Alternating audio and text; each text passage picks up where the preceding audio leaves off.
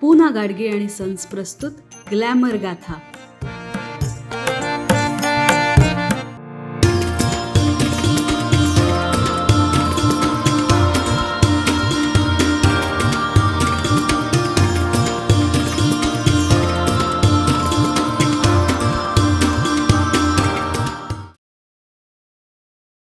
नमस्कार. ग्लॅमर गाथाच्या आजच्या भागात मी चैताली तुम्हा सगळ्यांचं मनापासून स्वागत करते. कलाकार म्हणून आपल्या कलेशी किती निष्ठा असायला लागते हे एका अभिनेत्रीकडून आपण शिकलं पाहिजे. त्याचं झालं असं की या अभिनेत्रीच्या आईचं हार्ट अटॅकने अचानक निधन झालं. पण दुसऱ्या दिवशी ही अभिनेत्री नाटकाच्या प्रयोगाला हजर होती. मेकअप केल्यावर या अभिनेत्रीला अश्रू आवरले नाही, पण आलेल्या रसिकांना परत कसं पाठवणार म्हणून ती स्टेजवर उभी राहिली आणि हे तिने नाटक सादरही केलं. एवढ्या दुःखाच्या प्रसंगी सुद्धा आपल्या कलेला योग्य तो मान देणाऱ्या या ज्येष्ठ अभिनेत्री म्हणजे लालन सारंग. 26 डिसेंबर 1938 रोजी गोव्यामध्ये लालनताईंचा जन्म झाला. त्यांचं शिक्षण मुंबईत झालं. घरची परिस्थिती बेताचीच होती. 6 बहिणी, 1 भाऊ, आई वडील आणि आजी एवढं कुटुंब 2 खोल्यांच्या घरात राहत होतं. त्यामुळे घरातल्या कोणाचाही रंगभूमी किंवा अभिनयाशी संबंधच नव्हता. शालेय शिक्षण पूर्ण झाल्यानंतर एका खाजगी कंपनीत नोकरी करता करता त्यांनी सिद्धार्थ महाविद्यालयामध्ये प्रवेश घेतला. दरम्यानच्या काळात त्यांनी मुंबई कामगार आयुक्त कार्यालयातही नोकरी केली. पण कोणाच्या नशिबात कधी काय येईल याचा काही नेम नाही आणि असंच काहीसं झालं. लालनताईंबरोबर सुद्धा असंच घडलं. सिद्धार्थ महाविद्यालयात असतानाच त्यांनी एका नाटकात भूमिका साकारली. मग काय, त्यांना रंगभूमीची ओढ लागली. कॉलेजमधील नाटकातील लालनताईंच्या अभिनयानं मुंबई मराठी साहित्य संघ आणि अत्रे थिएटर्स यांसारख्या संस्थांचं लक्ष वेधून घेतलं होतं. ज्यामुळे मी मंत्री झालो तर या पहिल्या व्यावसायिक नाटकात त्यांना काम करण्याची संधी मिळाली. पण नोकरी सांभाळून नाटक करणं शक्य नव्हतं. त्यामुळे त्यांनी नोकरी सोडली आणि पूर्ण वेळ अभिनय करण्याचाच धाडसी निर्णय घेतला.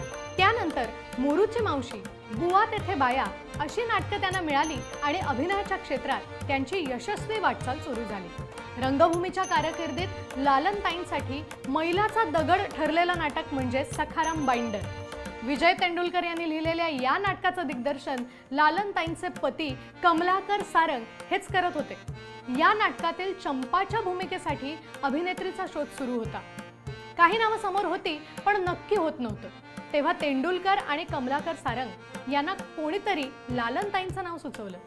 त्या दोघांनाही गोष्ट पटली आणि चंपाच्या भूमिकेसाठी लालनताईच नक्की झाल्या. नाटकाचे जेमतेम 10-12 प्रयोग झाले असतील आणि या नाटकावर बंदी घालण्यात आली. नाटकात काही आक्षेपार्ह भाग आहे आणि तो वगळून नाटक सादर करण्याचं सुचवण्यात आलं.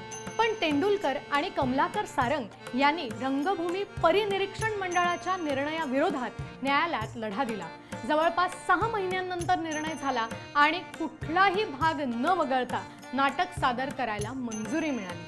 लालनताईंनी गिधाडे, रथचक्र, कमला, सूर्यास्त, तो मी नव्हेच, लग्न, अशा दोघी, उद्याचा संसार अशा अनेक गाजलेल्या नाटकांमध्ये भूमिका साकारल्या.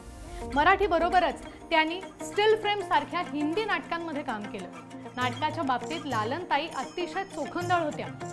एकदा गोव्यातील म्हापसामध्ये रथचक्र नाटकाचा प्रयोग होणार होता.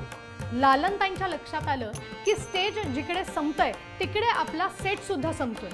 त्यांनी ही गोष्ट काही कलाकारांना सांगितली, पण सगळ्या कलाकारांच्या ही गोष्ट लक्षात आली नाही. एका पात्राला ब्लॅक आउट मध्ये कुठे जायचं कळलं नाही.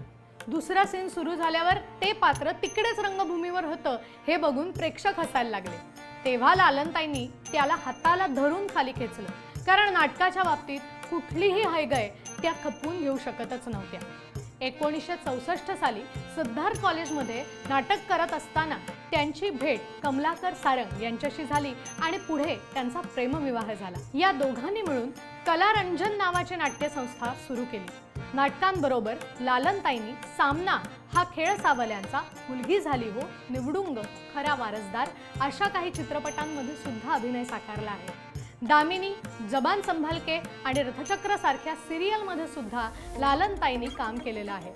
लालनताईंच्या कलेचा वारसा त्यांचे चिरंजीव राकेश यांनी दिग्दर्शकाची भूमिका साकारत पुढे चालवला आहे. अभिनयाबरोबरच लालनताईंनी लेखन सुद्धा केलेलं आहे. नाटकांमधील नाट्य, मी आणि माझ्या भूमिका, जगले जशी, बहारदार किस्से आणि चटकदार पाककृती अशी काही पुस्तकं सुद्धा त्यांनी लिहिलेली आहेत. अभिनेत्री, लेखिका आणि त्या पुढे जाऊन लालनताई उद्योजिका सुद्धा झाल्या. पुण्यातील सुप्रसिद्ध मासेमारी हे हॉटेल त्यांचंच आहे. 9 नोव्हेंबर 2018 रोजी लालनताईंनी आयुष्याच्या या नाटकातून अचानक एक्झिट घेतली. पण आपल्या अभिनयाने रंगभूमीवर खरी रंगत आणणाऱ्या या ज्येष्ठ अभिनेत्री आपल्या रसिक श्रोत्यांच्या कायमच लक्षात राहतील एवढं मात्र नक्की. लालनताईंची कुठली भूमिका तुम्हाला आवडते हे आम्हाला कमेंट करून नक्कीच कळवा. आपण भेटूया पुढच्या भागात. आत्ता मात्र निरोप घेतेय. नमस्कार.